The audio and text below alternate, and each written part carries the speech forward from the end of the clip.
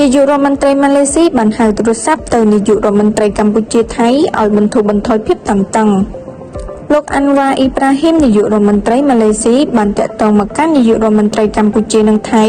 ដើម្បីពិភាក្សាពីការផ្ទុះអាវុធដែលកាត់ឡើងនៅតំបន់ព្រំដែននៃប្រទេសទាំងពីរលើបណ្ដាញសង្គម Facebook នៅថ្ងៃពុធទី10ធ្នូនេះលោកអាន់វ៉ាអ៊ីប្រាហ៊ីមបានកោតសរសើរចំពោះភាពបើកចំហនិងឆន្ទៈរបស់មេដឹកនាំទាំងពីរក្នុងការបន្តការចរចាដើម្បីបន្ធូរបន្ថយភាពតានតឹងនិងជៀសវាងការយល់ខុសដែលអាចធ្វើឲ្យស្ថានភាពកាន់តែអាក្រក់ឡើងលោកបន្តថាខណៈពេលដែលមិនទាន់មានដំណោះស្រាយច្បាស់លាស់នៅឡើយកិច្ចខិតខំប្រឹងប្រែងការទូតបន្តបានធានាមិនឲ្យមានឧបទ្ទវហេតុធ្ងន់ធ្ងរបន្ថែមទៀតកើតឡើងក្នុងអំឡុងពេលម៉ោងដ៏ធ្ងន់ធ្ងរទាំងនេះ